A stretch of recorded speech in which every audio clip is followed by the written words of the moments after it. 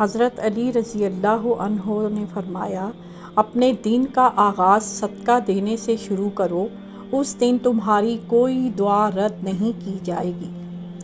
خواہشیں بادشاہوں کو غلام بنا دیتی ہیں، جبکہ صبر غلاموں کو بادشاہ بنا دیتا ہے۔ تمہارے لیے بہترین تعلق وہ ہے جو تمہارے عیب جانتے ہوئے بھی تم سے تعلق نہ توڑے، بے شک وہ تعلق اللہ کے سوا اور کوئی نہیں ہے۔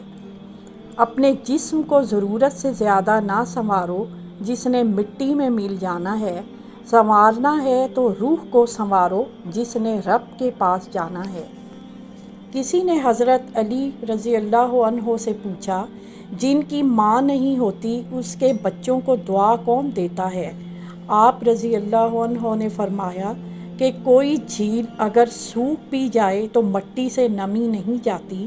ماں اپنے انتقال کے بعد بھی اپنی اولاد کو دعا دیتی رہتی ہے۔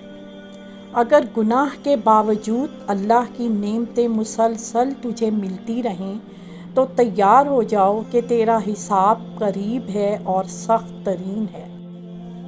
ہم آپ کے خیالات آج کے موضوع پر سننا چاہتے ہیں۔ آپ اس تعلیم کو اپنی زندگی میں کیسے شامل کرتے ہیں؟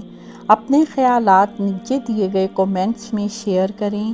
اس ویڈیو کو لائک کرنا، ہمارے چینل کو سبسکرائب کرنا اور بیل آئیکن کو دبانا نہ بھولیں تاکہ آپ ہماری نئی آنے والی ویڈیوز سے باخبر رہ سکیں۔